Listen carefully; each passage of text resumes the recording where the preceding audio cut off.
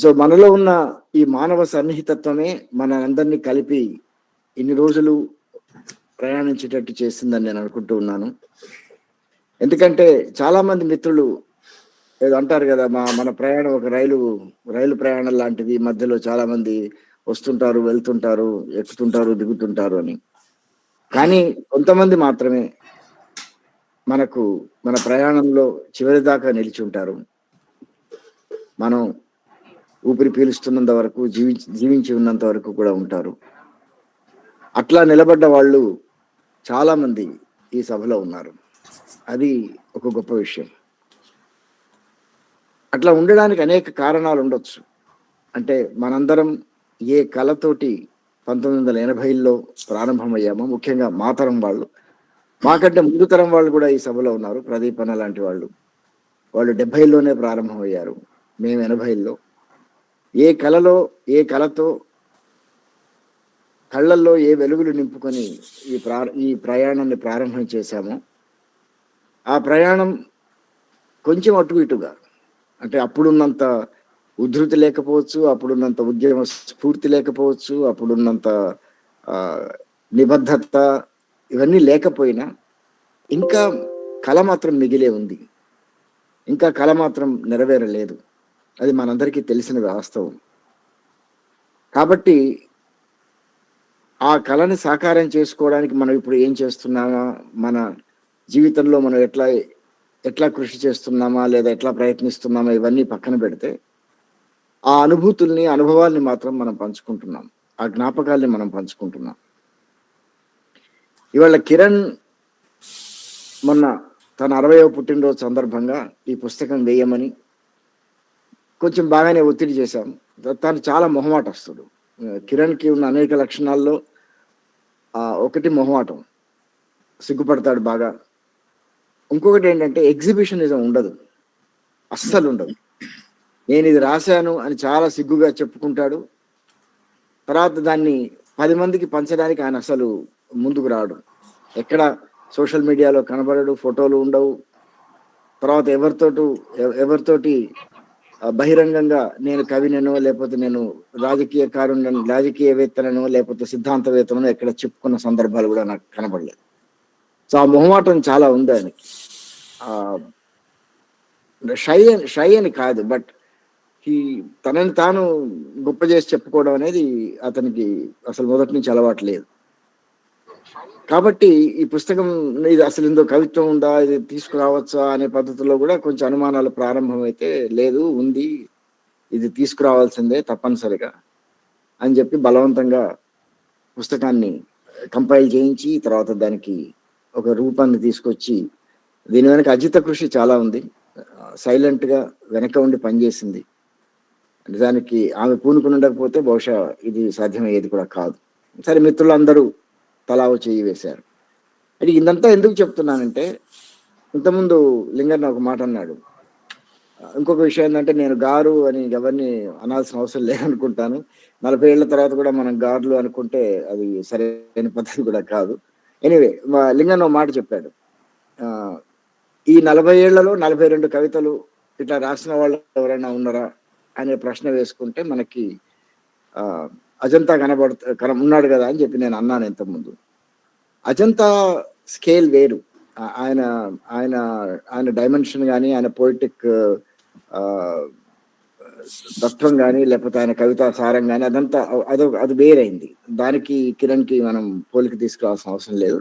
ఒక్కటే పోలిక ఏంటంటే, 40 ఏళ్లలో 40 కవితలు రాసింది ఎవరు తెలుగు సాహిత్యంలో అంటే అజంతా ఒకటి, సుధాకర్ ఒకటి అని చెప్పుకోవాలి.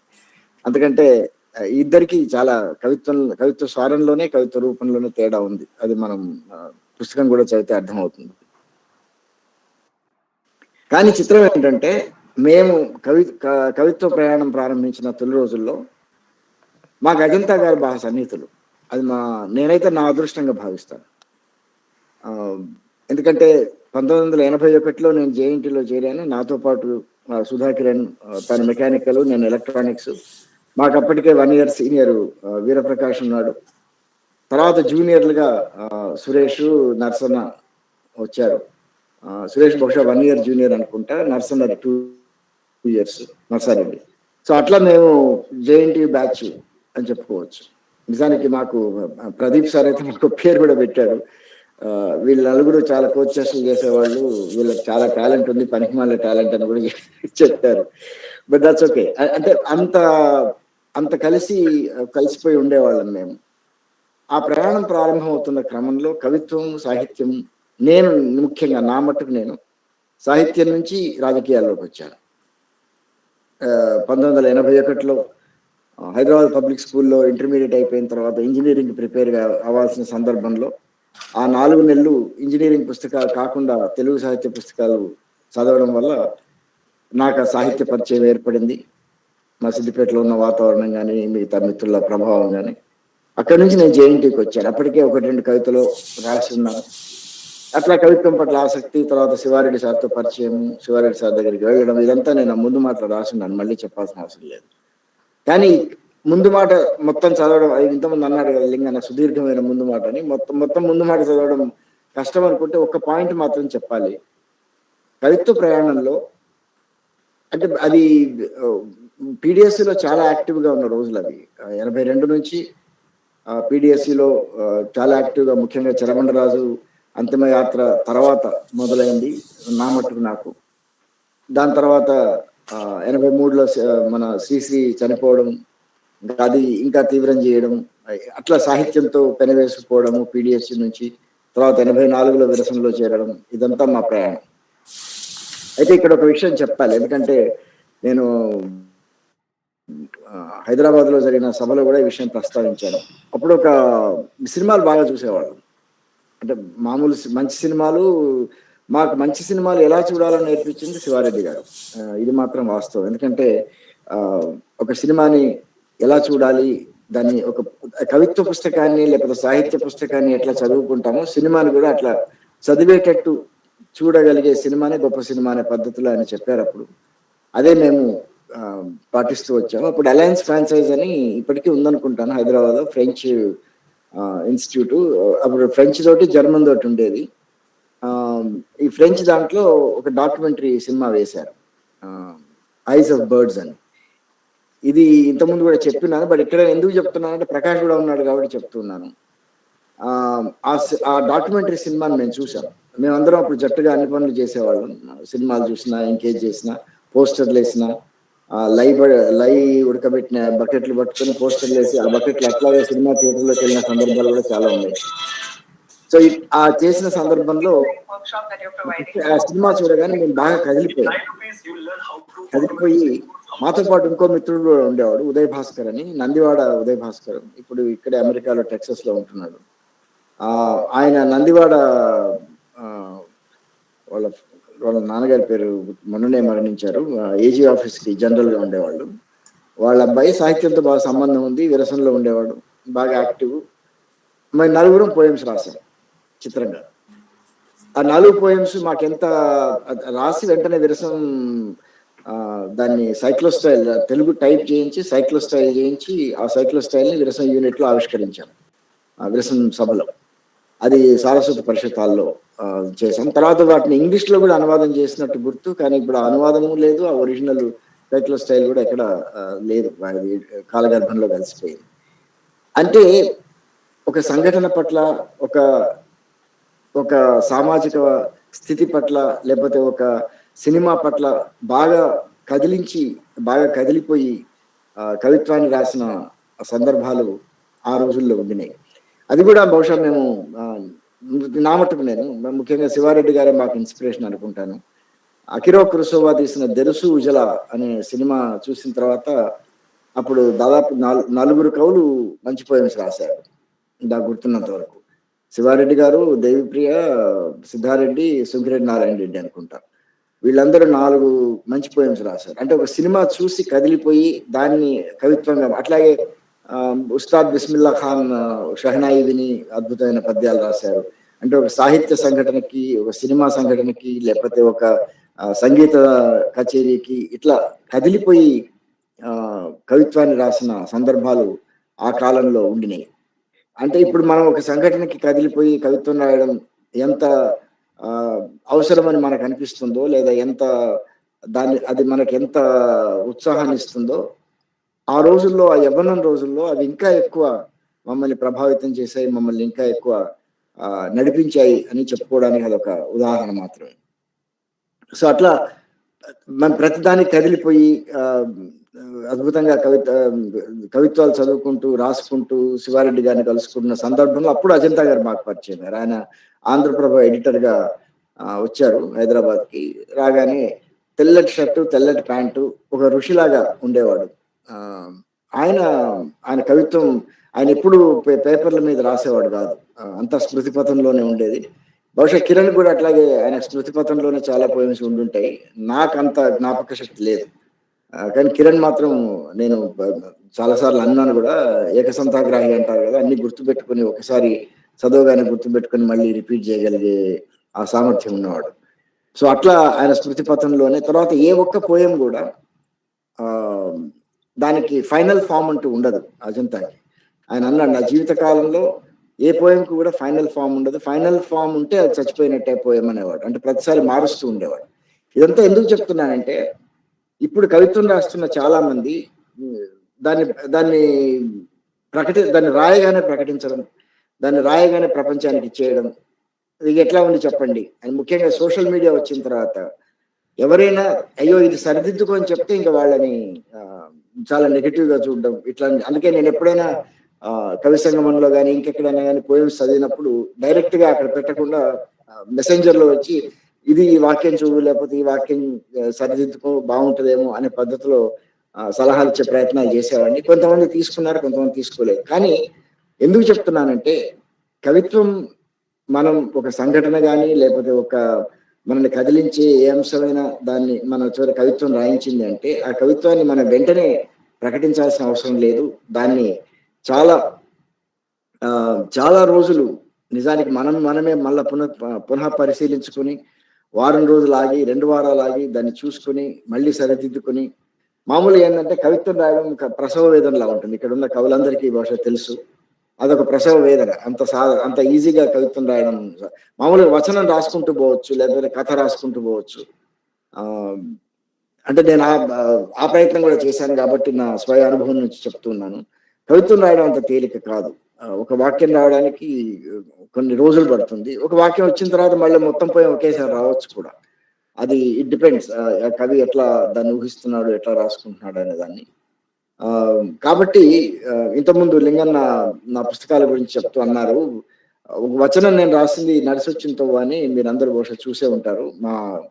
నా కవిత్వ ప్రయాణాన్ని వచనంగా రాస్తూ దాంట్లో కొంత కథా శైలిని అనుసరించడం వల్ల గూడా ఆ వచనం అట్లా రాయడం జరిగింది. కాబట్టి ఈ వచనానికి, కవిత్వానికి ఉన్న ప్రధానమైన తేడా అది. ఆహ్, కవిత్వంలో మనం అన్నీ చెప్పాల్సిన అవసరం లేదు. అన్నీ ప్రకటించాల్సిన అవసరం లేదు. రాయగానే చెప్పాల్సిన అవసరం లేదు.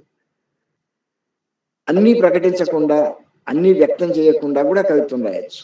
ఇప్పుడు చాలామంది ఆహ్, మీర చాలామంది ఇప్పుడు పేరు పొందిన కవులకి వాళ్ళ శైలుల్లో తేడా ఉంటుంది. ఉదాహరణకి 'శ్రీశ్రీ' శైలికి, 'అజంతా' శైలికి, 'తిలక్' శైలికి, 'శివసాగర్' శైలికి, లేకపోతే 'ఇస్మాయిల్' శైలికి, 'వేగుంట మోహన్ ప్రసాద్' శైలికి వీళ్ళందరూ ఒక్కొక్క కవిత్వానికి ఒక భిన్న శైలి ఉంటుంది. ఒక భిన్న గొంతుక ఉంటుంది.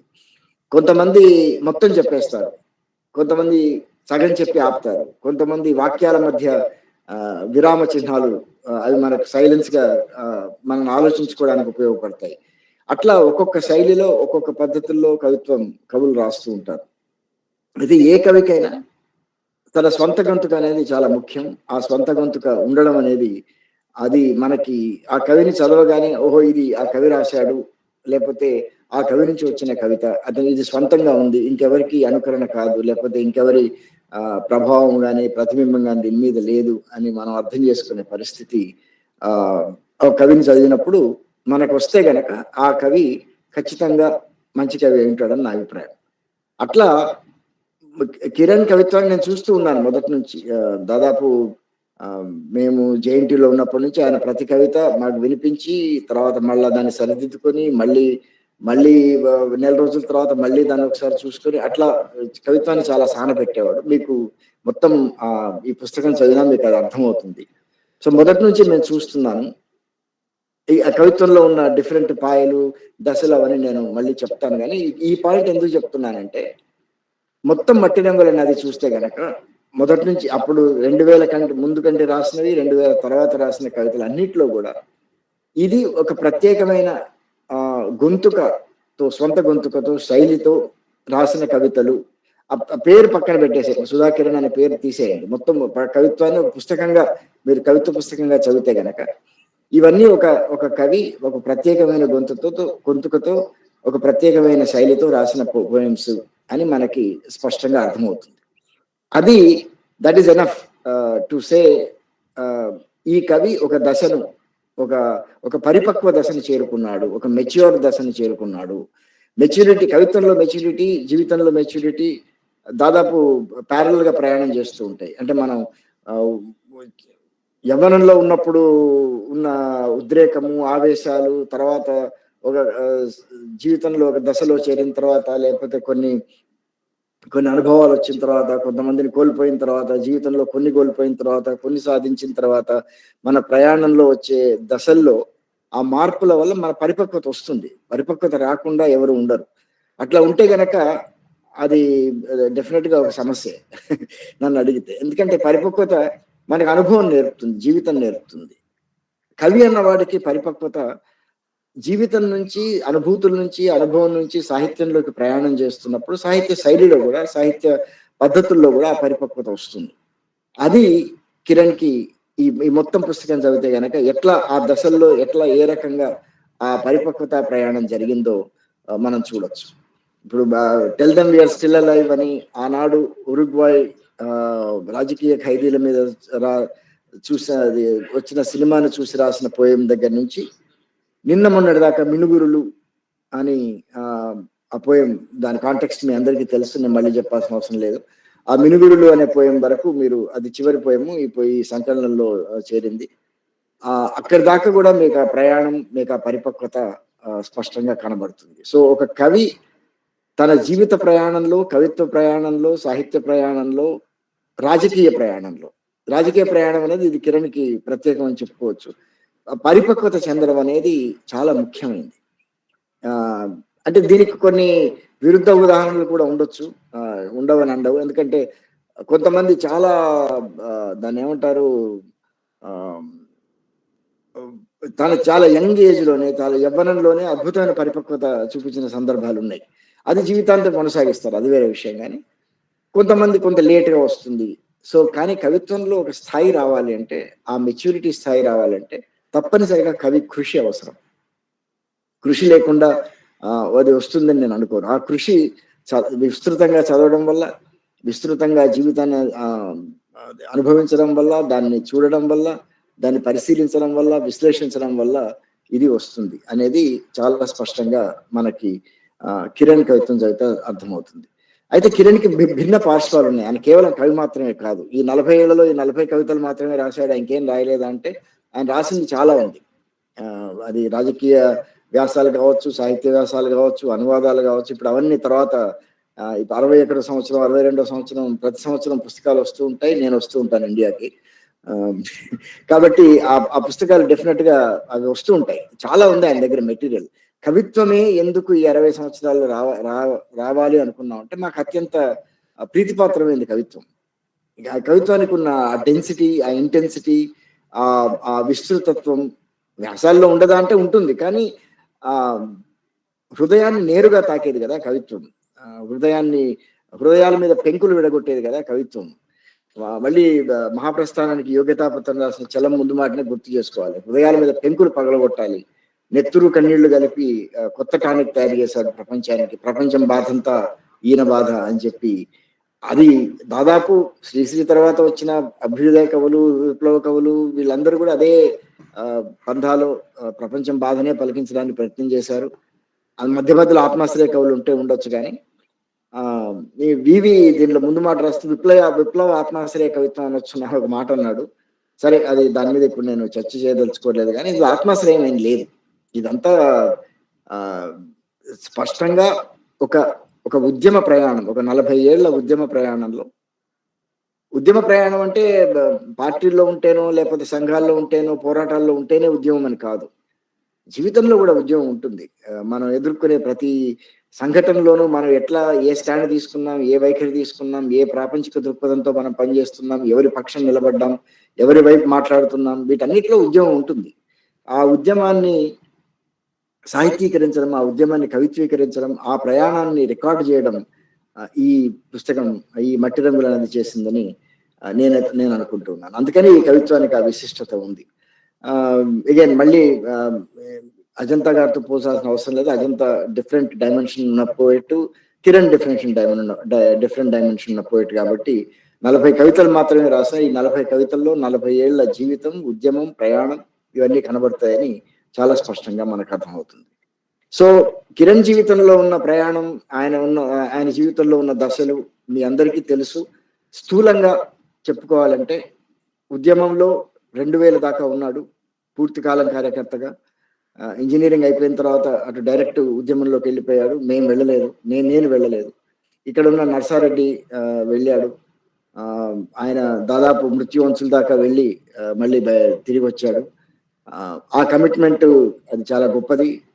కాబట్టి ఆ నిబద్ధతతో, ఆ ఉద్యమంతో అంత సన్నిహితంగా పనిచేసి ఉద్యమంలో లోతుల దాకా వెళ్ళి తర్వాత అనేక కారణాల వల్ల, కారణాలు ఏంటని ఇప్పుడు మనం చెప్పుకోవాల్సిన అవసరం లేదు, కానీ అనేక కారణాల వల్ల మళ్ళీ మామూలు జీవితంలోకి వచ్చిన ఆ మామూలు జీవితంలో కూడా ఉండే సంఘర్షణ, ఆ మామూలు జీవితంలో కూడా ఉండే పెనుగులాట, ఆ దాన్ని ఏమంటారు, తన్నుకోవడం లోపల మనిషి గింజుకుంటాడు. మామూలుగా ఎవరైనా ముఖ్యంగా కవిత్వం తెలిసిన వాళ్ళు, సాహిత్యం తెలిసిన వాళ్ళు, రాజకీయాలు తెలిసిన వాళ్ళు మామూలుగా ఉండలేరు. ఇప్పుడు రోజు వింటున్న వార్తలు చూస్తుంటే, లేకపోతే గత 2023 నుంచి జరుగుతున్న దమనకాండ, 77,000 మంది చనిపోవడము, ఇప్పుడు మళ్ళీ జరుగుతున్న యుద్ధాలు, ఇవన్నీ చూస్తూ ఉంటే మనలో ఆ గింజుకోవడం ఉంటుంది, ఆ తన్నుకులాట ఉంటుంది, ఆ తన్నుకోవడం ఉంటుంది, ఆ తపన ఉంటుంది. అది లేకుండా మనం ఉండలేము. ఎందుకంటే మన రూట్స్ అవి. మనం అక్కడి నుంచి వచ్చాము. ఎక్కడి నుంచి వచ్చామో మనం అంత ఈజీగా మర్చిపోలేం కదా. సో ఆ ఉద్యమం నుంచి బయటకు వచ్చిన అతనిలో ఉన్న ఆ స్పృహ, ఆ ప్రాపంచిక దృక్పథం, ఆ వైఖరి, ఆ తప్పించడం, ఈ ప్రపంచం బాగుపడాలి, ఈ సమాజం బాగుపడాలి, రేపు ఇవాళటి కంటే బాగుండాలి, రేపు ఇవాళ కంటే 2 కన్నీటి చుక్కలు తక్కువ రాలాలి, రేపు ఇవాళ కంటే 2 గాయాలు తక్కువ కావాలి, రేపు ఇవాళ కంటే రక్తం, పేద ప్రజల రక్తం, మనగాన ప్రజల రక్తం తక్కువ స్రవించాలి. అసలు ఆ రక్తస్రావాలు లేని, ఆ యుద్ధాలు లేని, ఆ కన్నీళ్లు లేని సమాజం కావాలి అని కోరుకున్న వాళ్ళలో కిరణ్ ముందు వరుసలో ఉన్నాడు. కాబట్టి అప్పటిదాకా తన జీవితాన్ని కూడా అంకితం చేశాడు. కాబట్టి అది ఎక్కడికి పోతుంది, పోదు. దాన్ని అంత ఈజీగా దాన్ని అట్లా సప్రెస్ చేసుకుని ఉన్న వాళ్ళు లేరా అంటే ఉండొచ్చు, అది వేరే విషయం. కానీ అది కిరణ్కి సాధ్యం కాలేదు. కాబట్టే మళ్ళీ ఒక క్షణం జీవితంలో తన జీవితంలో వచ్చిన అలజడి, ఆందోళన, వీటన్నిటి నుంచి కొంచెం థెరపీ రాగానే మళ్ళీ సాహిత్యం మీద, రాజకీయాల మీద, రాజకీయ వ్యాసాల మీద, అధ్యయనం మీద, వీటి మీద పడి 2వ అధ్యాయాన్ని ప్రారంభించాడు. ఆ 2వ అధ్యాయం ఇంకా ఉధృతంగా కొనసాగుతుంది. అది బహుశా ముందు వచ్చే పుస్తకాల్లో మీకు స్పష్టంగా మీకు అది తెలుస్తుంది, కనబడుతుంది. కాబట్టి ఈ జీవితంలో ఉన్న ఈ దశల్ని అర్థం చేసుకుంటే ఈ కవిత్వాన్ని ఇంకా బాగా అర్థం చేసుకోవచ్చు అని ఇవంతా చెప్పాల్సి వచ్చింది. ఇందులో 2000కు ముందు రాసిన కవిత్వం ఉంది, 2000 తర్వాత రాసిన కవిత్వం ఉంది. రెండిటికి మధ్య స్పష్టమైన ఒక దాన్ని ఏమంటారు, ఒక భిన్న స్పష్టమైన తేడా, లేకపోతే భిన్న పార్శ్వాలు మీకు కనబడతాయి. అయితే ఒక్కటి ఏంటంటే, కవిత్వం ఇప్పుడు మల్టీ డైమెన్షనల్ కావాలి. భిన్న పార్శ్వాలు, భిన్న కోణాలు, భిన్న రూపాలు కవిత్వంలో ఉండాలి. అది రూపంలో కావచ్చు, సారంలో కావచ్చు. ఒకే పద్ధతిలో రాసుకుంటూ మొనోటనస్ గా నేను ఇదే చెప్పుకుంటూ పోతాను అని అంటే అది కవిత్వం కావచ్చు, కానీ మంచి కవిత్వం మాత్రం కాదు. కాబట్టి నాకు తెలిసి ఒక ఫిల్మ్ మేకర్ ఉన్నాడు, జపనీస్ ఫిల్మ్ మేకర్. మీకు జపనీస్ ఫిల్మ్ మేకర్ అనగానే అకిరా కురోసావా గుర్తుకొస్తాడు. ఇంకా ఉన్నారు చాలా గొప్ప ఓషిమా ఉన్నాడు, నాగిసా ఓషిమా అని ఇంకొక దర్శకుడు ఉన్నాడు. ఈ నాగిసా ఓషిమా ఐకనోక్లాస్ట్ అంటే విగ్రహ విధ్వంసకులైన వాళ్ళు చాలా ప్రమాదకారులు. అది కవిత్వంలో అయినా, జీవితంలో అయినా. ఎందుకంటే వాళ్ళు ఎప్పుడూ విగ్రహాన్ని ధ్వంసం చేస్తూ ఉంటారు, స్టేటస్ కొని ప్రశ్నిస్తూ ఉంటారు, స్టేటస్ కొని క్వశ్చన్ చేస్తూ ఉంటారు. నిజానికి ఈ వట్టి రంగుల నదిలో కూడా సుధాకర్ నా స్టేటస్ కొన్ని క్వశ్చన్ చేస్తాడు దాదాపు అన్ని పోయమ్స్ లో కూడా. అందుకనే నాగేశా ఓషిమా ఎగ్జాంపుల్ తీసుకురావాల్సి వచ్చింది. 1945 సెకండ్ వరల్డ్ వార్ లో జపాన్ ఎంత నష్టపోయిందో మీ అందరికీ తెలుసు. 2 న్యూక్లియర్ బాంబ్స్ పడి ధ్వంసమైన నాగసాకి, హిరోషిమాలు. 1950లో అక్కడ ప్రభుత్వం అధికారంలోకి వస్తుంది, ప్రోగ్రెసివ్ ప్రభుత్వం, ప్రజాస్వామిక ప్రభుత్వం వస్తుంది అనే సందర్భంలో వాళ్ళు మొత్తం అమెరికాకి దాసోహం అయిపోయారు.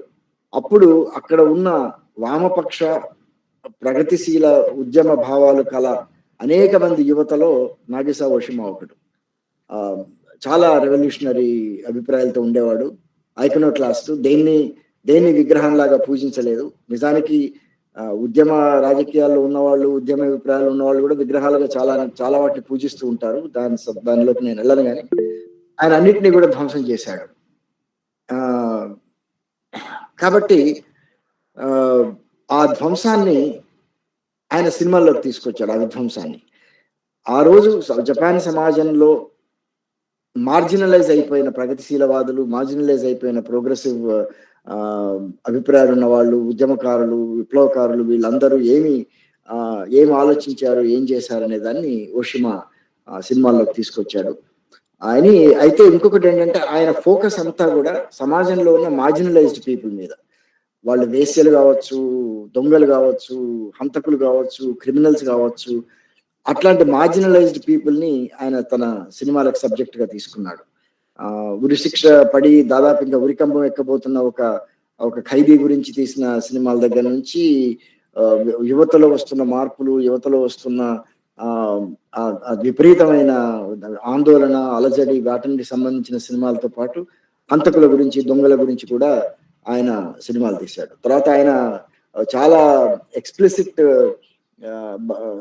ఎక్స్ప్లిసిట్ కంటెంట్ ఉన్న సినిమాలు కూడా తీయడంతో అది జపాన్ లో బ్యాన్ చేశారు. మళ్ళీ ఫ్రాన్స్ నుంచి ఏదో రిలీజ్ చేశారు. బట్ ఎక్కడ చూసినా ఆయన సమాజంలో ఉన్న డైనమిక్స్ ని, సమాజంలో ఉన్న పవర్ రిలేషన్స్ ని ఆయన తన సినిమాల్లో ప్రదర్శించాడు. దాదాపు ఫ్యూకో కూడా ఆయనని ఇన్ఫ్లుయెన్స్ చేశారని అంటారు, ఎవ్రీథింగ్ ఈజ్ పవర్ అనే పద్ధతిలో.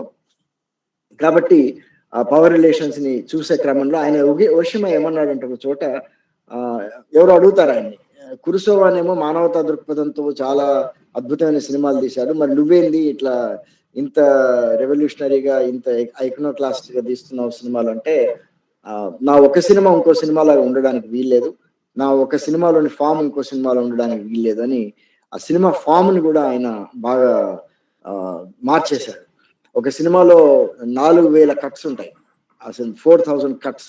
అప్పుడు ఎడిటింగ్ లో అది ఆ సినిమాకి చాలా మంచి పేరు వచ్చింది. 4000 కట్స్ తో ఆ సినిమా ఒక హంతకుడి, ఒక దొంగ, ఒక రేపిస్ట్ లైఫ్ గురించి తీస్తాడు. వాళ్ళని సమర్థిస్తాడని కాదు, వాళ్ళ గురించి వాళ్ళని సినిమాల్లోకి తీసుకొస్తాడు. ఇదంతా ఎందుకు చెప్తున్నానంటే, ఒక కవి మొనోటనస్ గా రాయడం అనేది ఆ కవిత్వానికి ఎంత చెడు చేస్తుంది అనేది మనం గుర్తించాలి. అందుకే మీరు మట్టి రంగుల నది చదువుతున్నప్పుడు మీకు ప్రతి పోయం, ఒక పోయం నుంచి ఇంకొక పోయం ఫామ్ లో మీకు ఆ మెచ్యూరిటీ, ఆ ఎవల్యూషన్ అది కనబడుతుంది. ఆ తేడా అంటే అన్నీ ఒకేలాగా ఉండడం, అన్నీ ఒకేలాగా రాయడం, అన్నీ ఒకేలాగా చెప్పడం అనేది కవి ఎప్పుడూ వదిలించుకోవాలి. అట్లా వదిలించుకుంటే మంచి కవిత్వం రాయొచ్చు. కాబట్టి ఫామ్ లో ఆ డిఫరెన్స్ స్పష్టంగా కిరణ్ పోయిటరీలో కనబడుతుంది. కిరణ్ పోయిటరీలో కూడా ఇంకొకటి, ఈ నాగేశా ఓషిమాలో ఉన్న ఐకనోక్లాస్ట్ ఆ లక్షణాలు, ఆ విగ్రహ విధ్వంసం లక్షణాలు కనబడతాయి. అయితే ఆయనలాగా అంత బహిరంగంగా, అంత తీవ్రంగా కిరణ్ చేసి ఉండకపోవచ్చు, బట్ ఐకనోక్లాస్ట్ లక్షణాలు కనబడతాయి. ఎందుకంటే ప్రతి పోయంలో కూడా నేను కొన్ని ఎగ్జాంపుల్స్ చదవచ్చు. ప్రతి పోయంలో కూడా ఆ క్వశ్చనింగ్, ఈ ఉన్న పరిస్థితిని క్వశ్చన్ చేయడం. 2000 వరకు రాసిన పోయమ్స్ లో ఉద్యమానికి అనుగుణంగా, ఉద్యమ భావజాలానికి అనుగుణంగా రాసిన పోయమ్స్ ఉన్నాయి. అందులో ఒకటి రెండు వాటి గురించి మేము చర్చించుకున్నాం కూడా. కానీ రాసిన ఆ ఉద్యమం నుంచి బయటకు వచ్చిన తర్వాత, ఉద్యమం నుంచి దూరం అయిన తర్వాత, దూరం అంటే భౌతికంగానే, మానసికంగా కాదు, ఆ దూరంలో నీకుండే పరిపక్వత, నీకుండే మెచ్యూరిటీ, నీకుండే ఆ విశ్లేషణ శక్తి కవిత్వంగా మారుతున్నప్పుడు డెఫినెట్ గా పోయిటరీ ఫామ్ లోను, కంటెంట్ లోను తేడా వస్తుంది. అది మీకు ఈ పుస్తకం మొత్తం చదివితే చాలా స్పష్టంగా అర్థమవుతుంది. ఇంకొకటి ఏంటంటే, ఈ పోయమ్స్ నేను దాదాపు 40 ఏళ్ళ నుంచి చదువుతున్నాను. దాదాపు మొదటి శ్రోతగా ఉన్నానని చెప్తూ ఉన్నాను గదా! వీటన్నిటిని మళ్ళీ చదివినప్పుడు ఒక చోట అది చాలా డిఫరెంట్ ఫీలింగ్ కలగజేసింది నాకు. చాలా డిఫరెంట్ అనుభూతిని కలగజేసింది. నిజానికి మళ్ళా పుస్తకం రిలీజ్ అయ్యి ఇంటికొచ్చిన తర్వాత గూడా మళ్ళా 1, 2 సార్లు మళ్ళీ చదువుకున్నాను. అప్పుడు అంటే కవిత్వంలో కవిని ఒకసారి చదివి పక్కన పడేస్తే ఆ కవి అర్థం కాడు మనకి. ముఖ్యంగా మంచి కవిత్వం రాసిన వాళ్ళు. ఒక 5, 6 సార్లు చదవాలి. చదివితేనే మనకి ఇంకుతాడు. ఒక కవిని ఇంకించుకోవాలి. కవిత్వం చదవడానికి, వచనం చదవడానికి ఆ తేడా ఉంది. ఉదాహరణకి కిరణ్ దగ్గర నుంచి వస్తున్నప్పుడు నేను 2, 3 మంచి పోయెట్రీ బుక్స్ తెచ్చుకున్నాను. సినన్ ఆంటూన్ అని ఒక ఇరాకీ పోయెట్ న్యూయార్క్‌లో ఉంటాడు. ఆయన పోయెట్రీ తెచ్చుకున్నాను. ఈ పోయెమ్స్ అన్నీ గూడా నాకు నిజానికి మళ్ళీ శివారెడ్డి గారి దగ్గరికే పోవాలి. ఆయనే చెప్పాడు. పుస్తకం పోయెమ్ చదివానంటే, చదివాను సార్ అని పుస్తకం వాపస్ ఇచ్చాను. నెల రోజులు. ఆయన దగ్గర నుంచి తెచ్చుకునేవాళ్ళం పుస్తకాలు. ఏంటి వారం రోజులు చదివేసావా ఈ పుస్తకం? మళ్ళీ తీసుకో, మళ్ళీ చదువుకో అన్నాడు. అంటే కవిత్వం అట్లా ఊరికే వారం రోజుల్లోనో, 2 వారాల్లోనో చదవడం కాదు. దానిలో ఇంకించుకోవడం అనేది అది చాలా చాలా ఇంపార్టెంట్ ఒక పోయెమ్ చదివిన తర్వాత. అప్పుడు ఆ సందర్భంలో బహుశా కిరణ్ గాని, ప్రకాష్ గాని, సురేష్ గాని మేమందరం శివారెడ్డి గారి దగ్గర పుస్తకాలు తెచ్చుకుంటున్నప్పుడు ఈ ఆఫ్రికన్ పోయెట్రీ, తర్వాత ముఖ్యంగా ఆఫ్రికన్ పోయెట్రీ తెచ్చుకొని నెలల తరబడి ఉంచుకొని ఇచ్చేవాళ్ళం. బహుశా అందులో కొన్ని పోగొట్టామనుకుంటా గూడా నాకు గుర్తులేదు. కానీ ఆయన అది ఎంకరేజ్ చేసేవాడు. You must not read a poem over night. You must read it over fourth nights, over months. ఆ పోయెమ్ అంత ఇంకిపోవాలి. అట్లాగే మట్టి రంగుల నది కూడా మీ పుస్తకం మీ చేతిలో ఉంటే గనక ఒక రోజో, 2 రోజులో చదివి పక్కన పడేయకండి. ఒక ఒక వారం రోజులు, ఒక నెల రోజులు దాన్ని చదువుతూ ఉండండి. మళ్ళీ చలాన్ దగ్గరికెళ్తే మీకేమీ అర్థం కాలేదా పారేయకండి. ఇంకోరికి ప్రెజెంట్‌గా ఇవ్వండి. అని చెప్పి అంటాడు కదా! మరణశయ్య మీద ఉన్న యువకుడికి డెత్ బెడ్ ప్రెజెంట్‌గా ఇవ్వు అని మహాప్రస్థానం గురించి. ఇది అట్లా అనను గాని at least give it to somebody who will enjoy the poetry, who will read it and you sink it into yourself. కవిత్వం మనలో ఇంకిపోవాలి. ఇప్పటికీ నేను చదివిన చాలా మంచి కవుల కవిత్వాన్ని ఇంకించుకొని వాటిని మళ్ళీ మళ్ళీ మననం చేసుకోవడం మనం చేసుకున్నాం. తిలక్ కావచ్చు, అజంతా కావచ్చు, శ్రీశ్రీ కావచ్చు, ఎవరైనా కావచ్చు. ఆ కవిత్వాన్ని మళ్ళీ మళ్ళీ మననం చేసుకోవడం జరగాలి. సో కవిత్వం చదివే పద్ధతి అది. కాబట్టి కవిత్వాన్ని నిశ్శబ్దంగా చదువుకోవచ్చు, బహిరంగంగా చదువుకోవచ్చు. You can read it allowed, you can read it inside allowed. మన లోపలనే లౌడ్ గా చదువుకోవచ్చు. అది చదివే పద్ధతుల్లో కొన్ని మనకి ముఖ్యంగా కవిత్వాన్ని ఎంజాయ్ చేయడానికి ఉపయోగపడతాయి. కిరణ్ కవిత్వాన్ని అట్లా చదువుకుంటే ఇందులో బయటికి చదువుకునే కవిత్వాలు ఉన్నాయి, లోపల చదువుకునే కవిత్వాలు ఉన్నాయి, లోపల కూడా బహిరంగంగా చదువుకునే కవిత్వాలు ఉన్నాయి. తర్వాత ప్రశాంతంగా నిశ్శబ్దంగా చదువుకునే కవిత్వాలు ఉన్నాయి. ఇంకొకటి ఏంటంటే ఏ పోయం చదివినా కానీ ఆ పోయంలో మనకి వాక్యానికి వాక్యానికి మధ్య, పదానికి పదానికి మధ్య కవి కావాలని కొన్ని వ్యక్తీకరించకుండా వదిలేస్తారు.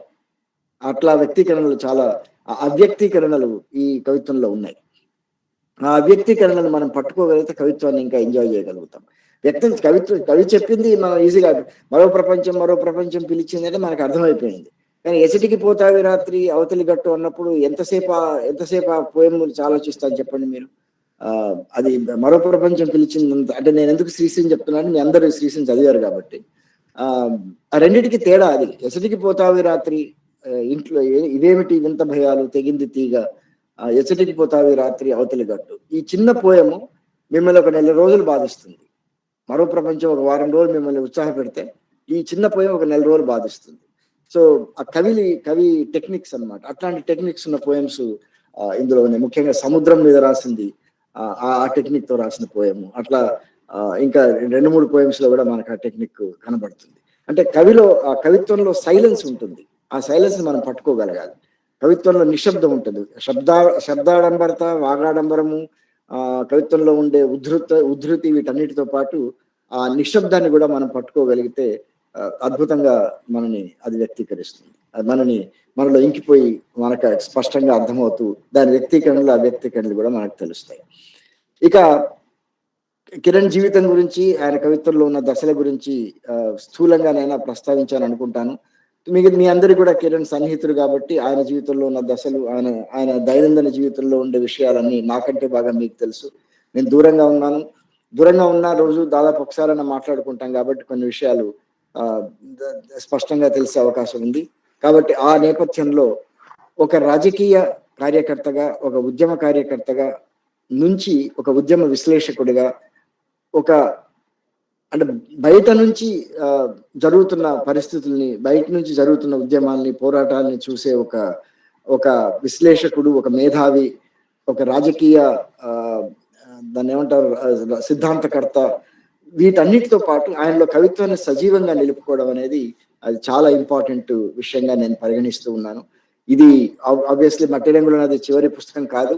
ఇంకా ఇంకా కవిత్వం రాయాలి, ఇంకా ఇంకా పుస్తకాలు రావాలి, ఇంకా పోయిటరీ పుస్తకాలు రావాలి మిగతా పుస్తకాలతో పాటు. అప్పుడే డెఫినెట్ గా మనకి కిరణ్ ఇంకా ఎంత మంచి కవిత్వం రాయగలడో మనం చూడగలం.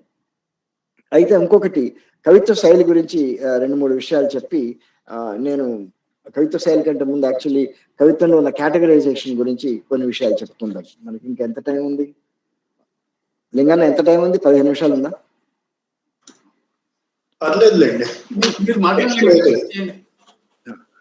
అంటే ఎక్కువసేపు తీసుకోవడం కాకుండా మిగతా, ఎందుకంటే కవి సమ్మేళనం కూడా అనుకున్నారు కదా, అది కూడా ఉండాలి. అయితే కిరణ్ మొత్తం మట్టి రంగుల నదిలో మీకు పోయిటరీకి సంబంధించిన కేటగరైజేషన్ చాలా స్పష్టంగా కనబడుతుంది. ఇంతకుముందు చెప్పినట్టు ఉద్యమాల పోరాటాల గురించి 2000కు ముందు వచ్చిన పోయిమ్స్, వాటిని ఒక పక్కకు పెడితే ముందేమన్నాడంటే కిరణ్, వీటన్నిటిని కూడా సపరేట్ గా వేసి 2000కు ముందు 2000కు తర్వాత చేద్దామంటే, అట్లా కంటే వీటిలో if they are sprinkled along all the other poetry as well, అంటే వీటన్నిటిని మిగతా పోయిటరీలో భాగంగా అక్కడక్కడ ఆ పోయిమ్స్ ఉంటే అది వేరే ఎఫెక్ట్ ఉంటుంది అని చెప్పి ఈ 2000 కంటే ముందు రాసిన పోయిమ్స్ అన్నిటిని కూడా ఈ మిగతా పోయిమ్స్ లో భాగంగానే చేసి, అందుకే శ్రీనివాస్ గారు అన్నారు అకాల క్రమణిక అని. వీటిలో కాలక్రమణిక లేదు, క్రోనలాజికల్ ఆర్డర్ లేదు, అకాల క్రమణికనే, అనాక్రనిజమే మీకు కనబడుతుంది. సడన్ గా 2008 తర్వాత మీకు 1992, 91 కనబడుతుంది. దానికి కారణం ఏంటంటే ఆ కవి పోయమ్స్ యొక్క ఇంపాక్ట్ మనకు తెలవాలి అంటే ఇప్పుడున్న పరిస్థితికి ఈ కవి ఇట్లా స్పందించాడు, మరి ఇట్లాంటి పరిస్థితి ఇంతకుముందు వచ్చినప్పుడు ఎట్లా స్పందించాడు అనేది మనకి స్పష్టంగా తెలుస్తుంది. దానివల్ల కవి ఎవల్యూషన్, కవిలో ఉన్న పరిపక్వత, కవిలో ఉన్న మెచ్యూరిటీ మనకి అవగతం అవుతుంది. ఉదాహరణకి ఇప్పుడు జరుగుతున్న ఆపరేషన్ కగార్ వీటన్నిటికి సంబంధించి 2 పోయమ్స్ వస్తాయి ఇందులో, 2-3. వసంతమా అనే ఒక పోయము, అది వసంత నాగేశ్వరరావు చేసిన స్టేట్మెంట్ మీద. తర్వాత 6 నెలలు అనంతకాలం, వసంతమా లొంగిపో, దొరగారి స్వాగతం. ఈ 3 పోయమ్స్ అప్పుడు ఉద్యమం మీద జరుగుతున్న తీవ్రమైన నిర్బంధము, తర్వాత ఉద్యమాన్ని మేము అణిచేస్తామని పాలకులు ప్రగల్భాలు పలకడం, వీటన్నిటి మీద రాసిన పోయమ్స్. ఇప్పుడు రాస్తున్న పోయమ్స్ మధ్య వీటిని చూసుకుంటే అవి ఇప్పుడే రాసినట్టున్నాయి, as though he has reacted to what is happening now. ఇప్పుడు జరుగుతున్న సంఘటనల మీదనే ఆ పోయమ్స్ రాసినట్టు మనకి ఆ ఫీలింగ్ మనకు వస్తుంది, ఆ ఇంటెన్సిటీ మనకు అందుతుంది. అది మంచి ఎఫెక్ట్ కలగజేస్తుందని నేను అనుకుంటూ ఉన్నాను. ఎందుకంటే ఆ కాలక్రమణిక పాటించకపోవడం వల్ల కాలానుగతంగా కిరణ్ లో వచ్చిన పరిపక్వత, కిరణ్ కవిత్వంలో వచ్చిన పరిపక్వతని అకాల క్రమణికలో చూడడం వల్ల మనకు వచ్చిన ఇంపాక్ట్ అది చాలా డిఫరెంట్ గా ఉంటుంది, చాలా భిన్నంగా ఉంటుంది. అది మనని ఒక రోలర్ కోస్టర్ మీద తీసుకెళ్తుంది, ఒక కెరటాల మీద, ఒక వేవ్స్ మీద. ఆ ప్రయాణం నాకు చాలా నచ్చింది. ముఖ్యంగా ఆ వేవ్ మీద మనం రైడ్ అయ్యే పద్ధతి పోయిటరీలో. మళ్ళీ వెనక్కి వెళ్ళి అరే భాతృహత్యల గురించి మాట్లాడుతున్నాడు అని మళ్ళీ ఇక్కడికి వచ్చి వసంతమా లొంగిపో, లేకపోతే 6 నెలలు అనంతకాలం లాంటి పోయమ్స్ వచ్చినాయి. మళ్ళీ లాస్ట్కి మినుగురులు వచ్చింది. కాబట్టి ఈ ప్రయాణంలో ఉండే ఈ వేవ్స్ మనకి స్పష్టంగా రావడానికి అకాల క్రమణిక చాలా ఉపయోగపడిందని నేను అనుకుంటున్నాను. తర్వాత కిరణ్ లో ఆబ్వియస్లీ మనందరం ఉద్యమాల్లో పనిచేసిన వాళ్ళం, ఉద్యమాల జీవితంలో అనేక మందిని పోగొట్టుకున్నాం. ఎన్కౌంటర్లు కావచ్చు, అనారోగ్యాలు కావచ్చు, అడవుల్లో మిగతా కారణాల వల్ల అమరులైన వాళ్ళు కావచ్చు, ఉద్యమ జీవితంలో ఉండి అజ్ఞాతంలో ఉండి చనిపోయిన వాళ్ళు కావచ్చు, అనేక మందిని పోగొట్టుకున్నాం. సో వ్యక్తిగతంగా వాళ్ళతో ఉన్న సాన్నిహిత్యం కావచ్చు, ఉద్యమ రీత్యా వచ్చిన వాళ్ళతో ఉన్న సాన్నిహిత్యం కావచ్చు, వీటన్నిటితోటి దాదాపు ప్రతి కవి అంటే మా జనరేషన్‌లో ఉన్న ప్రతి కవి ఎలిజీలు రాశారు. నిజానికి అది ఎంతవరకు పోయిందంటే ఒకసారి వీళ్ళు ఎప్పుడు అమరులవుతారని ఎదురు చూసి పెన్ను పట్టుకొని ఎదురు చూస్తూ ఉంటారు. ఎవరైనా అమరులు గాని వెంటనే రాసేస్తారనే అనేంత అన్యాయమైన విమర్శ వచ్చేంత వరకు పోయిందది. కానీ అట్లా అని కాదు గానీ, ఇప్పుడు ఒక సన్నిహితమైన వ్యక్తి మనకు మన జీవితంలో మన తోడుంటాడు. మనతో పాటు నడుస్తూ ఉంటాడు. మనతో ప్రయాణం చేస్తూ ఉంటాడు. హఠాత్తుగా పోలీసులు ఎత్తుకుపోయి చంపేస్తారు. పోయం రాయకుండా ఎట్లా ఉండగలం? అది మనల్ని కదిలించకుండా ఎట్లా ఉంటుంది? కన్నీళ్లు రాకుండా ఎట్లా ఉంటాయి? అంటే మాకు ముఖ్యంగా మా మా నలుగురికి మేము కలిసి ఉద్యమ కాలేజీ నుంచి ఉద్యమంలోంచి అట్లా ప్రయాణం చేసిన వాళ్ళం కాబట్టి అట్లాంటి సందర్భాలు అనేకం మాకు కనబడతాయి మా జీవితంలో. కాబట్టి వాటన్నిటి మీద పోయమ్స్ రాయడం అనేది చాలా సహజం. ఈ ఈ పుస్తకంలో కూడా కిరణ్ శేషు మీద రాశాడు. శేషు అంటే మీ అందరికీ తెలుసు, భాస్కర్. ఆయన ఆయన చిత్రానికి నాకు శేషు గురించిన ఒక లెజెండ్‌గా విన్నాను నేను. సిద్దిపేటలో ఎస్ పెంటయ్య అని ఉండేవాడు, ప్రవీణ్ కుమార్ అని. ఆయన నాకు మొట్టమొదట సాహిత్యాన్ని, కవిత్వాన్ని పరిచయం చేసిన ఆయన. ఆయన కాకతీయ యూనివర్సిటీ వరంగల్‌లో చదువుకునేవాడు. పీడీఎస్‌లో ఉండేవాడు. అప్పుడు ఆయన మా దగ్గర శేషు అని ఉన్నాడు, అసలు అన్ని చాలా లెజెండరీగా చెప్పాడు ఆయన గురించి. గొప్ప నాయకుడు, గొప్ప ఇది అని చెప్పి. అసలు ఆయన అండర్ గ్రౌండ్ లో ఉన్నాడు, ఇప్పుడు ఎవరికి కనబడ్డాడు అది అని చెప్పేవాడు. హఠాత్తుగా ఒక రోజు మాకు కొన్నేళ్ల తర్వాత, వెంటనే కాదు, కొన్నేళ్ల తర్వాత ఆయన మా బండమైసమ్మ రూమ్కి వచ్చాడు.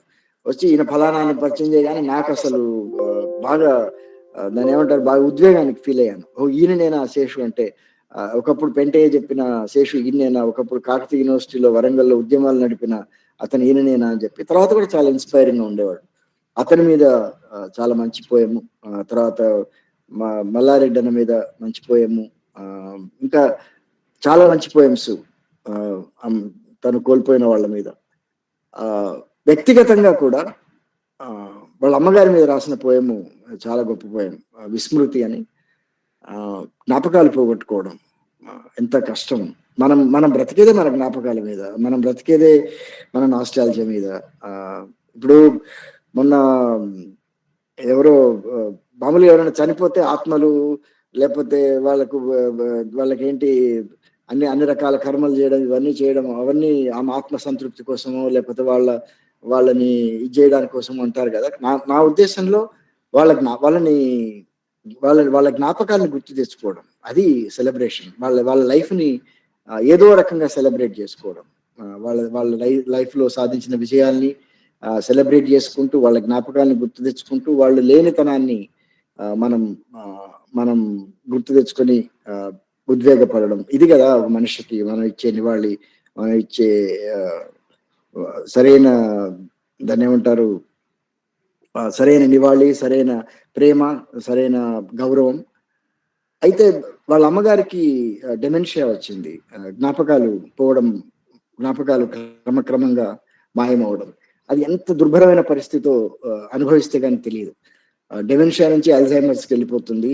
డెమెన్షియాలో అల్జైమర్స్ లో 2-3 సినిమాలు కూడా అద్భుతమైన సినిమాలు వచ్చినాయి ఈ డెమెన్షియా, అల్జైమర్స్ గురించి. ఆ డెమెన్షియా, అల్జైమర్స్ ని భరించడం అంత ఈజీ కాదు. అది నన్ను బాగా కదిలించిన పోయము. అది చదివి వినిపించి నేను ఇంకొక విషయం కూడా ఆ పోయం సందర్భంగా చెప్పుకోవాలి. విస్మృతి. జ్ఞాపకాలకి గుర్తు తెలియని తనానికి మధ్య దిగంత రేఖలా చెరిగిపోయిన సన్నటి కన్నీటి పొరలాంటి గీత. జ్ఞాపకాలు ఒక్కొక్కటిగా ఆకుల వలె రాలిపోతూ ఎన్నటికీ తిరిగి చిగురించని శిథిల శిశిరపు కరకు జాడలు. జ్ఞాపకాలు చినుకులు చినుకులుగా నిస్సహాయంగా నేలకు జారిపోగా, గాలి ముందు దీపంలా దీనంగా మోకరిల్లిన ముదిమి మేఘం. ఈ లైన్ నాకు బాగా చాలా టచింగ్, కళ్ళమ్మ నీళ్ళు వస్తాయి చదువుతూ ఉంటే. జ్ఞాపకాలు చినుకులు చినుకులుగా నిస్సహాయంగా నేలకు రాలిపోగా, గాలి ముందు దీనంగా దీపంలా మోకరిల్లిన ముదిమి మేఘం. ముదిమి వేగం అది మన తల్లిదండ్రులను చూసినప్పుడు, ఇట్లాంటి పరిస్థితులు ఎదుర్కొంటున్న వాళ్ళని చూసినప్పుడు, అలలు అలలుగా విస్మృతి విస్తరించిన సముద్రం ఒకటి, తలపుల కెరటాలు తరలిపోగా దిగులు దీపస్తంభంలా నిలిచిన కడపటి తీరం ఒకటి, జ్ఞాపకాల వెలుతురు కొద్ది కొద్దిగా కుదించుకుపోతుందో, విస్మృతి చీకటి మెల్లమెల్లగా విస్తరిస్తుందో. ఇక్కడ అద్భుతమైన టెక్నిక్ అది, ఈ మొత్తం పోయంలో ఒక టెక్నిక్ ఉంది. ఇక్కడ ముఖ్యంగా జ్ఞాపకాల వెలుతురు కొద్ది కొద్దిగా కుంచుకుపోతుందో, విస్మృతి చీకటి మెల్లమెల్లగా విస్తరిస్తుందో. ముందు ఈ రెండిటికి మధ్య సన్నటి గీత ఉందన్నారు, చెరిగిపోతున్న గీత అన్నారు కదా, దిగంత రేఖ లాంటి గీత. దానికి ఎక్స్టెన్షన్ గా జ్ఞాపకాలు అవి కరిగి ఎగిరి ఆవిరై ఎగిరిపోతాయో, మనుషులు, ముఖాలు, పేర్లు, మాటలు, జ్ఞాపకాలతో తెగని పెనుగులాట, జ్ఞాపకాలతో తెగని పెనుగులాట, చిరునవ్వులు, కన్నీళ్లు, గాయాలు, ఘటనలు, గుర్తురాని తనంతో ఎడతెగని యుద్ధం, చీకటిలో కదలాడే నిశ్శబ్దపు నీడలకై వెదుగులాట, వెలుగులో కనిపించని నక్షత్రాలకై శూన్యాకాశంలో అన్వేషణ, ఊడలు తెగిన మర్రి చెట్టు లాంటి రాత్రి ఋతువులు లేని కాలం ఒకటి, కాలం కాటేసిన తలుపుల వాకిలిలో తలుపులు మూసుకుపోయిన మలిసంధ్య జీవితం ఒకటి. అగైన్ ఒకసారి చదివితే ఈ పోయం తొందరగా ఇంకదు, కనీసం 10 సార్లు చదువుకోవాలి. ఎందుకంటే పోయంలో వాడిన టెక్నిక్ కూడా రికర్షన్ అంటారు, పునరావృతం కావడం. అంటే జ్ఞాపకాలతో పునరావృతం అవుతూ ఆ పోయం తన రూపాన్ని తనే మనకు పరిచయం చేస్తూ వాడిన టెక్నిక్ ఉంది అందులో. అది దాని గురించి ఒక 5 minutes తర్వాత చెప్తాను, అంటే కొంచెం అయిన తర్వాత చెప్తాను. ఆ టెక్నిక్ వాడుతూ ఈ రాసిన ఈ పోయంలో హృదయాన్ని బలంగా కదిలించి మనల్ని బాగా ఉద్వేగపరిచే అనేక వాక్యాలు ఇందులో ఉన్నాయి. చాలా చాలా గొప్ప పోయం నా దృష్టిలో. అంటే డిమెన్షియా గురించి ఇంత అద్భుతంగా నేను చదవలేదు ఇప్పటిదాకా ఏ పోయం. అంటే తల్లి గురించి కాబట్టి అంత అంత పర్సనల్ గా, అంత వ్యక్తిగతంగా వస్తూ అంత గొప్పగా వచ్చింది. కానీ యూనివర్సల్ అయిపోయింది అక్కడ poem. You can apply to any parent who has that situation. Parent అనే కాదు, డిమెన్షియా అనే కాదు, మన జ్ఞాపకాలను పోగొట్టుకోవడం ఎంత కష్టం అనేది చెప్పడం.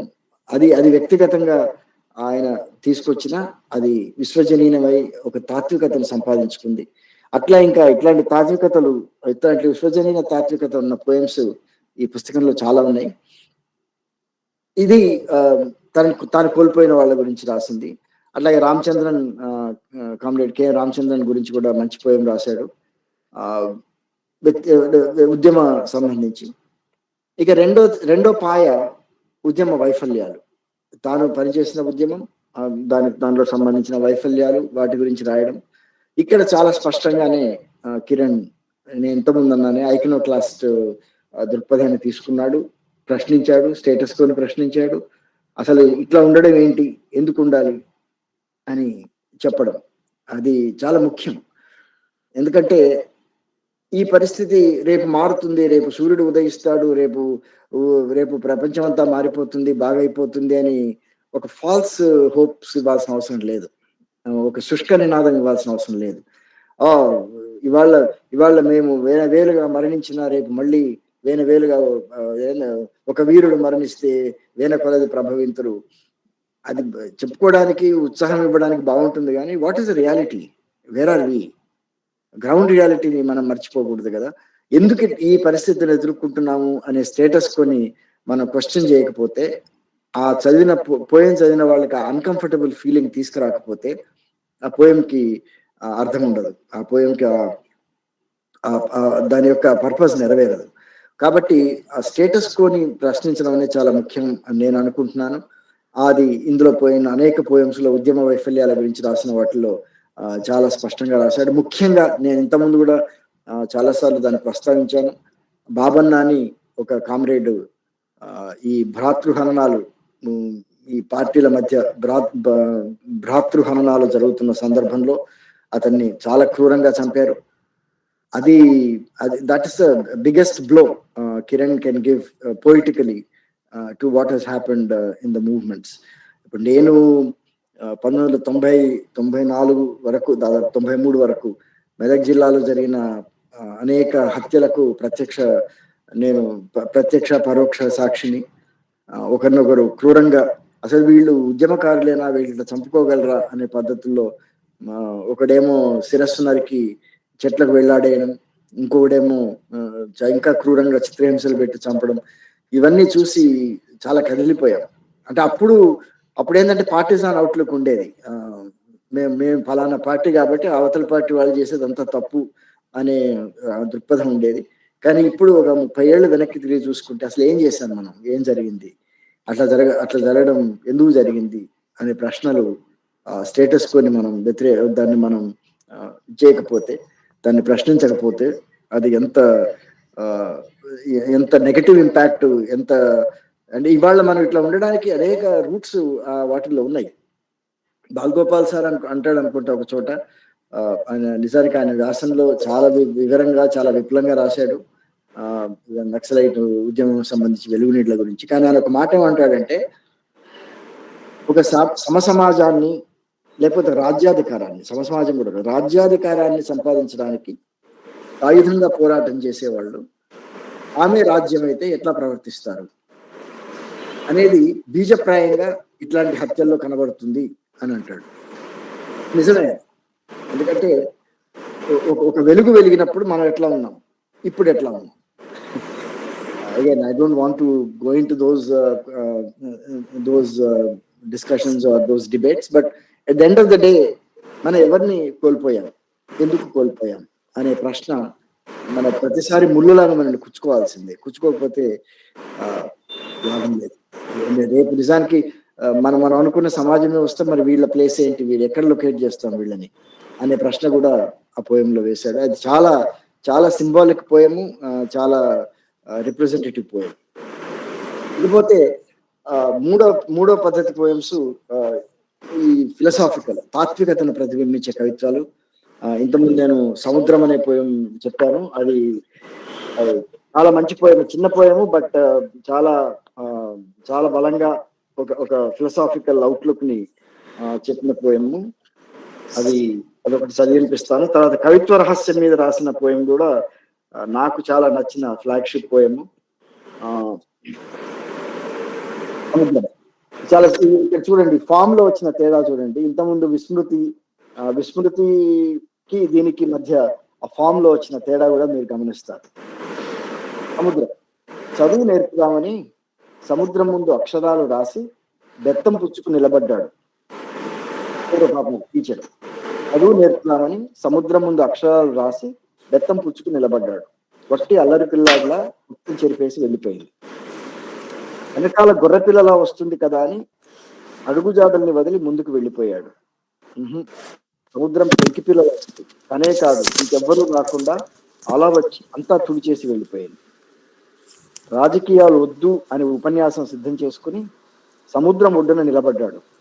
అబ్బే లాభం లేదు, సముద్రం ఊరేగింపులా వచ్చి వాడిని ముంచేసి వెళ్ళిపోయింది. నేను ఎందుకు ఇది తాత్వికత అంటున్నానంటే, సముద్రాన్ని చాలా రకాలుగా, చాలా చాలా భిన్న ఇమేజెస్ లో మనం తెలుగు కవిత్వంలోనే కాదు, ప్రపంచ సాహిత్యంలో కూడా షెల్లీ దగ్గర నుంచి నెరూడా దాకా దాన్ని చాలా అద్భుతంగా కవిత్వీకరించారు. It's philosophical symbol. వివి కూడా సముద్రం మీద చాలా గొప్ప లాంగ్ పోయం రాస్తారు. నేను చాలాసార్లు చెప్పాను, సార్ మీరు రాసిన పోయమ్స్ అన్నిటికంటే గొప్ప పోయం ఇదని. కాబట్టి ఆ సముద్రంతో ఒక తాత్విక సంభాషణ చేస్తూ ఉన్నాడు ఈ పోయంలో. అది నువ్వు దానికి ఉపన్యాసాలు ఇవ్వడం ఏంటి, నువ్వు దానికి చెప్పడం ఏంటి, నువ్వు ఇట్లా ఉండు అట్లా ఉండు, నువ్వు ఇది నేర్చుకో అది నేర్చుకో అని. Who are you? Ultimately it will wipe you out కదా. సో ఆ అల్టిమేట్ ఆ ఇంటెన్సిటీ, ఆ విస్తృతత్వాన్ని, ఆ లోతుని, ఆ గాఢతని మనం చిన్నపిల్లల్లాగా పోయి ఇది కాదు అది కాదు అని చెప్పడానికి మనం ఎవరం? సో ఆ ఫిలసాఫికల్ అవుట్లుక్ ఈ పోయంలో చాలా చాలా బ్రహ్మాండంగా, చాలా చిన్న చిన్న పదాలతోటి చాలా చాలా అద్భుతంగా వచ్చింది. నిజానికి ఇది 1989లో రాసిన పోయం కదా, 89 అనుకుంటా.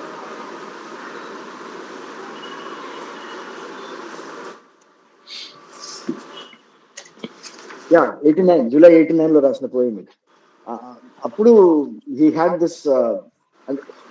ఇప్పుడు మనం అనుకుంటాం మళ్ళీ వెనక్కి తిరిగి, మన ఇన్ని రోజులు సముద్రానికి పాఠాలు నేర్పుదాం అనుకున్నాం, సముద్రం ముందు కర్రముచ్చుకుని నిలబడ్డాం, సముద్రాన్ని ఉద్యోగం చేయమన్నాం, ఆఖరి సముద్రం ఏం చేసింది అంటే అన్ని చెరిపేసి మనం మించేసి ఊరేగింపులా వెళ్ళిపోయింది అనేది మనం ఇప్పుడు తెలుసుకుంటున్న విషయం కదా. సో ఇది ఒక రకంగా అద్భుతమైన ముందు ముందు చూపుతో రాసిన పోయము కాబట్టి చాలా మంచి పోయం కింద. ఇక మూడో పోయము తాత్వికత, తర్వాత ఒక స్పష్టమైన పోయిటరీ పట్ల తనకున్న దాన్ని ఏమంటారు, తనకున్న అభిప్రాయం కానీ తనకున్న కాగ్నైజెన్స్ అంటాం కదా, తనకున్న ఎరుక, కవిత్వ రహస్యం.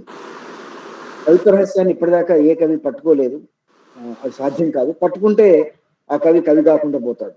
కవిత్వం ఎప్పుడు రహస్యంగానే ఉండాలి, కవిత్వం ఎప్పుడు మనకు అర్థం కాకూడదు, మనకి ఆ రహస్యం మనకి ఎప్పుడు తెలియకూడదు. అందుకనే కవి ఎప్పుడు చిన్నపిల్లాడిలా ఉండాలి, కవి ఇగ్నోరెంట్ గా ఉండాలి, కవి అన్నిటి చూసి అబ్బురపడాలి, ఆశ్చర్యపడాలి. అరే ఇదేంటి ఇట్లా, రోజు రోజు సూర్యుడు ఉదయిస్తాడు కానీ ఈ రోజు సూర్యుడు ఏంటి ఇట్లా ఉదయించాడు అనే ఆశ్చర్యం కవిలో లేకపోతే he will cease to be a poet. He can be something else. He can be whatever he wants, but he will not be a poet. ప్రతిసారి ఆ ఇగ్నోరెన్స్, అబ్బురపడము, ఆశ్చర్యపడము, ప్రతి దాన్ని చూసి అరే ఏంటిది అని తెలిసినప్పటికీ, అన్నీ తెలుసు అనుకునేవాడు కవి కాలేడు. తెలియదు, ఏమీ తెలియదు నాకు అని. నిజానికి ఇక్కడ చెప్పడం సహజమో సరైనదో కాదో కానీ స్టీవ్ జాబ్స్ యాపిల్ సిఇఓ ఒక మాట అంటాడు, బీ ఫూలిష్ బీ హంగ్రీ అని. అది అన్నిటికీ వర్తిస్తుంది నన్ను అడిగితే. బీ ఫూలిష్ అంటే pretend as you don't know anything. నీకేం తెలియదు అనుకో, అప్పుడు నీ కవిత్వం వస్తుంది. బీ హంగ్రీ, ఎప్పుడు కవిత్వం ఎక్కడ దొరుకుతుంది అని ఆకలితో, నిరంతరం ఆ కవిత్వం పట్ల ఆకలితో ఉంటేనే, ఆ ప్యాషన్తో ఉంటేనే మంచి కవిత్వం వస్తుంది.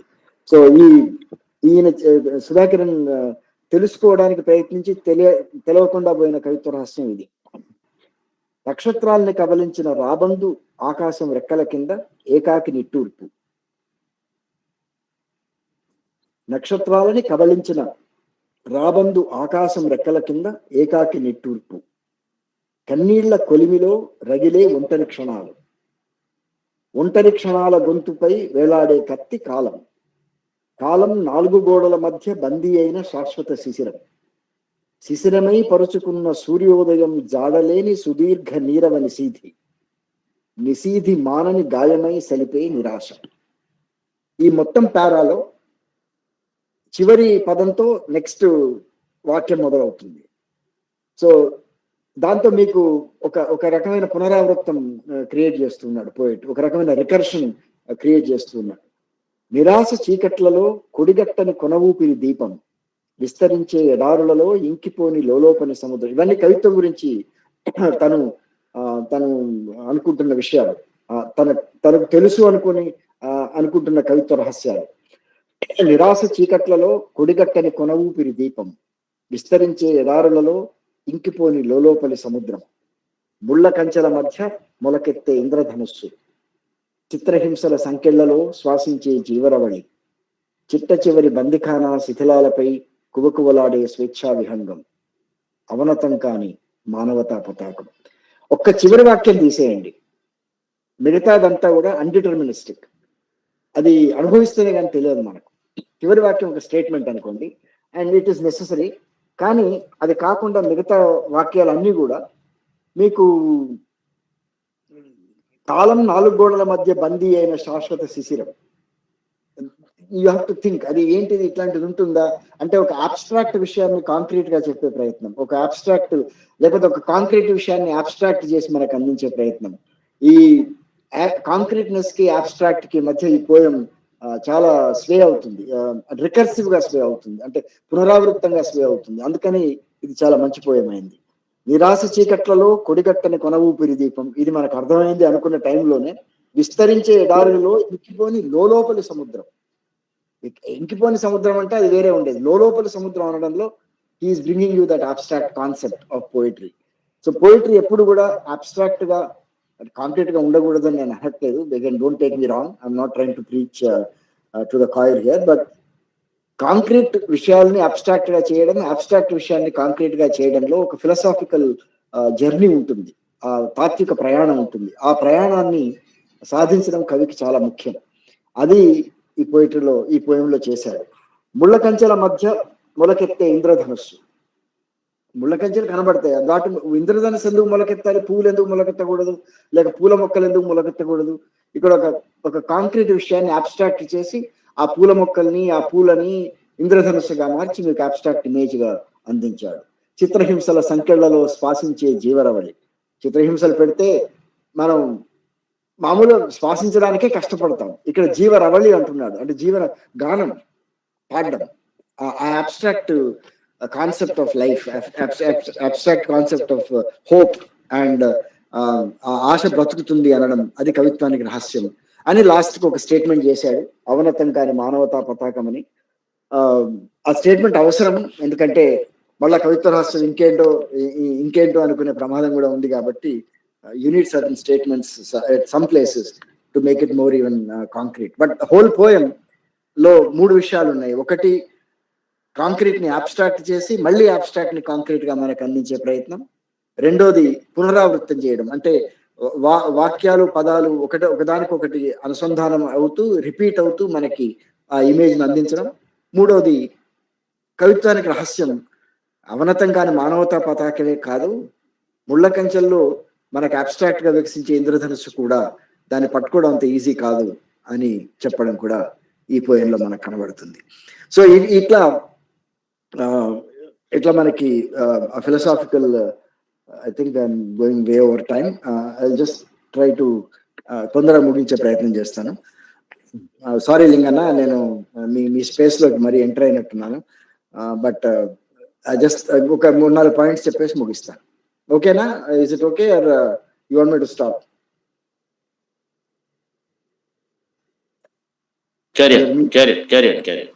Okay, thank you.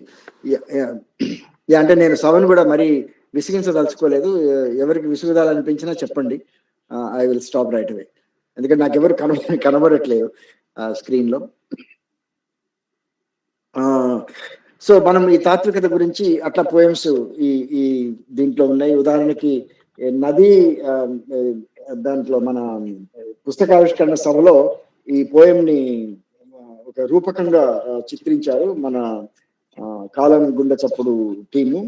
అద్భుతంగా ఆ మధ్యలో ఉన్న యాక్టర్, అతని పేరు అభయో ఏదో అన్నారు, అసలు అమేజింగ్, చాలా గొప్ప యాక్టర్. అద్భుతంగా నది ఎక్కడ మొదలవుతుంది అని, చాలా పెద్ద పోయం ఇది, బట్ ఇట్స్ వండర్ఫుల్ పోయం. ఇది కూడా నది, పర్వతము, నక్షత్రాలని, నది జీవితానికి సంబంధించిన ఒక ఇమేజ్ గా, ఒక మెటఫర్ గా తీసుకుంటూ, అది జస్ట్ ఒక 2 వాక్యాలు ముందు పారా చదువుతాను. నది ఎక్కడ మొదలవుతుంది? భూమి పొరల్లోంచి నీటి ఊట ఉడికే చోట, కొండ చర్యలపై నుంచి జలపాతం జారిపడే చోట, నేలని, బండరాళ్లని, రెల్లుగడ్డిని ప్రవాహమొకటి ప్రేమతో హత్తుకుని ప్రయాణం మొదలుపెట్టిన చోట, 2 తీరాలు మొదలయ్యే చోట, జీవితం ఒక కళని ప్రేమించడం ప్రారంభించిన చోట. ఈ మొదటి 6 వాక్యాలు నదికి సంబంధించిన ఆబ్వియస్లీ ఫిజికల్ అండ్ ఆ ప్రయాణం ఎట్లా ప్రారంభం అవుతుంది అంటూ 2 తీరాలు మొదలయ్యే చోట తాత్వికత ఎక్కడ వస్తుంది అంటే, జీవితం ఒక కళని ప్రేమించడం ప్రారంభించిన చోట. That is philosophical. ఇది ఒక కాంక్రీట్ నుంచి అబ్స్ట్రాక్ట్కి రావడం, దాన్ని ఫిలసాఫైజ్ చేయడం, అది ఈ పోయంలో మీకు దాదాపు ప్రతి చోట మీకు కనబడుతుంది. లాస్ట్ కి నది ఎప్పుడు గాయపడుతుంది? నిప్పుల వానలో పర్వత శిఖరం విరిగిపడినప్పుడు, విలపించే నక్షత్రాలు ఒకటొకటిగా చుట్టుముట్టిన చీకటి కోరలలో చిక్కుకున్నప్పుడు నది గాయపడుతుంది. వేకువ జాము ఒకటి ఒడ్డు చేరనివ్వని మోసపు మొసలి నోట చిక్కినప్పుడు నది గాయపడుతుంది. తగలబడే అడవి చెట్ల ఆకులు కన్నీటి చుక్కల వలె జారిపడినప్పుడు, పూల రెక్కల పరిమళం మీద కాలిన కమురు వాసన కమ్ముకున్నప్పుడు నది గాయపడుతుంది. నదిలోకి తొంగి చూసే పర్వత శిఖరం ఒంటరి క్షతగాత్రి చివరి క్షణాల కలై దుఃఖపు చీకటిలోకి కుంగి కూలిపోయినప్పుడు, లాస్ట్ 2 లైన్లు చూడండి, నీటి ఊటని ఊబి కబలించినప్పుడు, నది నెత్తురై ఓడి గాయపడుతుంది. ఈ 2 లైన్లు ఎందుకు గొప్పవని నేను అనుకుంటున్నానంటే, ఇక్కడ ఫాల్స్ హోప్ ఇవ్వట్లేదు కవి. శుష్క నినాదం ఇవ్వట్లేదు. కానీ చెప్తున్నాడు. విషయాన్ని చెప్తూ ఇట్లా ఎందుకు గాయపడాలి అనే ప్రశ్న మొదటి నుంచి మీకు ఈ పోయంలో కనబడుతూ ఉంటుంది. నీటి ఊటని ఊబి కబళించినప్పుడు నది నెత్తురై ఓడి గాయపడుతుంది. ఇదే పోయము 1980s లోనో 90s లోనో రాస్తే, అమ్మా ఇంత నిరాశ, ఇంత పెసిమిజమా, నది నెత్తురైపోయి ఓడిపోయి గాయపడ్డదా, ఎట్లా రాసావు కిరణ్, నువ్వు మార్క్స్ లాస్ట్ లైన్లు అని చెప్పేవాడిని నేనే. ఇవాళ నేను చెప్పను, ఎందుకంటే దట్ ఈస్ రియాలిటీ. శుష్క నినాదాలు వద్దు, ఫాల్స్ హోప్స్ వద్దు. Let's be what we're, let's talk about what we're, let's talk about how we got here. ఎందుకు నది గాయపడింది, ఎందుకు నెత్తురై ఓడి ఎందుకు గాయపడ్డది అని ఆ స్టేటస్ కో ప్రశ్న మనం వేయకపోతే, స్టేటస్ కోని ప్రశ్నించే ప్రశ్న మనం వేయకపోతే పోయిటరీకి అర్థం లేదు. సో అది ఇది ఇందులో చాలా చాలా బలంగా ఈ పోయంలో మనకు కనబడుతుంది. ఇక ముఖ్యంగా ఇంకో 2 విషయాలు చెప్పాలి. ఒకటి వ్యంగ్య కవితలు, ఈ సెటరికల్ పోయమ్స్. ఇందులో మూడు ఉన్నాయి, 3-4. ఫస్ట్ నేను దాదాపు తెలుగు కవుల్లో చాలా మందిలో ఈ సెటైర్ నేను చూడలేదు. కానీ కిరణ్ దాన్ని చాలా మంచి, నాకు తెలిసి సెటరికల్ పోయమ్స్ రాసింది శివసాగర్ రాశాడు, బలమైన సెటరికల్ పోయమ్స్. ఇప్పుడు మళ్ళీ సొమ్ములు పోలేదండి ఒక సెటరికల్ పోయం, సెటైర్ రాయడం. తర్వాత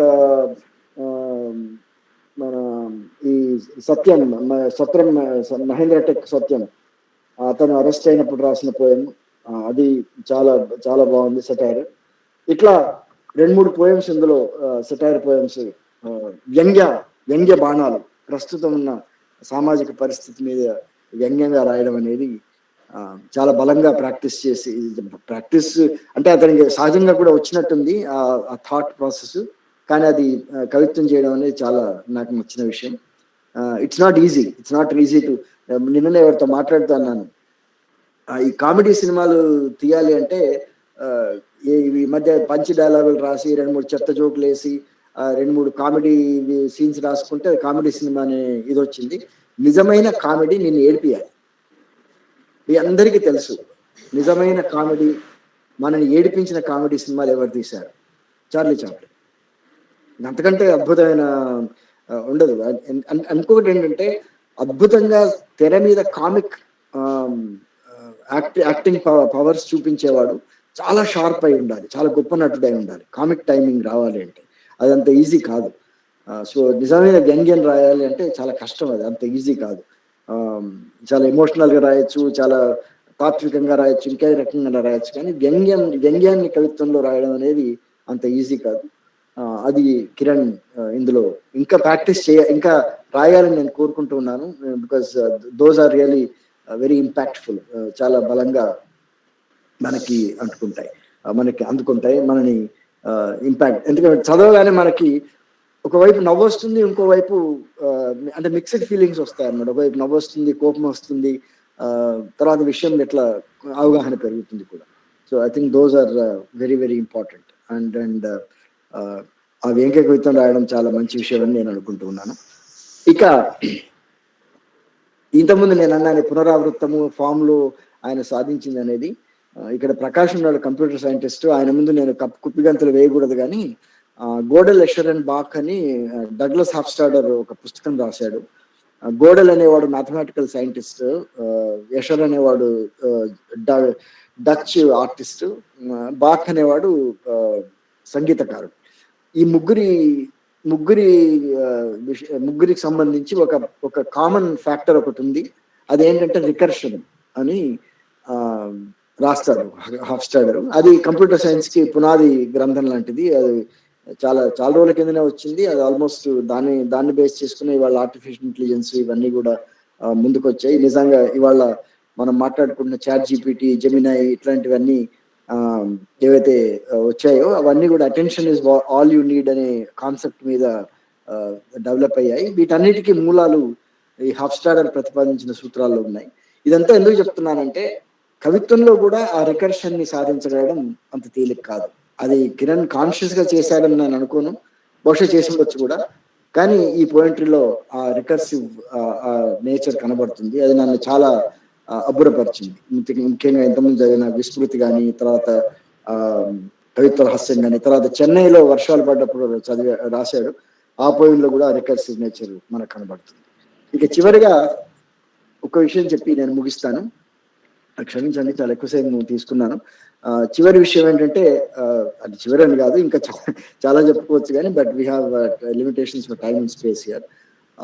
ఒక పోయం రాసినప్పుడు, అంటే ముఖ్యంగా చారిత్రక సంఘటనల మీద లేకపోతే జరిగిన విషయాల మీద, సంఘటనల మీద రాసినప్పుడు, ఆ సంఘటనల్లో మనకి రిఫ్లెక్ట్ అయ్యే, ఆ సంఘటనల్లో ఉండే పాత్రల గురించి, ప్రదేశాల గురించి, వాటి గురించి మనం పోయిటరీలో ప్రస్తావిస్తే ఆ పోయంకి మంచి అథెంటిసిటీ వస్తుంది. ఇది శివసాగర్ నేర్పించాడు మనకి. నిజానికి శివసాగర్ కంటే ముందు గర్జించు రష్యా గాండ్రించు రష్యా అని శ్రీశ్రీ పోయం రాశాడు. అందులో మీకు అన్ని ఆ పాత్రలు అవన్నీ వస్తూ ఉంటాయి, ప్రదేశాలు, పాత్రలు, మనుషులు అవన్నీ వస్తూ ఉంటాయి. అయితే సరే, ఇప్పుడు ఆ పోయం రిలవెన్స్ గురించి చర్చ లేదు, కానీ శివసాగర్ కూడా తన పోయమ్స్ లో, ముఖ్యంగా జాఫ్నాలో నేను చనిపోయాను, వివాలా శాంటియాగో, ఇట్లాంటి పోయమ్స్ లో వాటికి సంబంధించిన కాంక్రీట్ ప్రదేశాలని, తర్వాత చారిత్రక సంఘటనలని, వాటిని మెన్షన్ చేయడం వల్ల ఆ పోయంకి ఒక అథెంటిసిటీ వస్తుంది.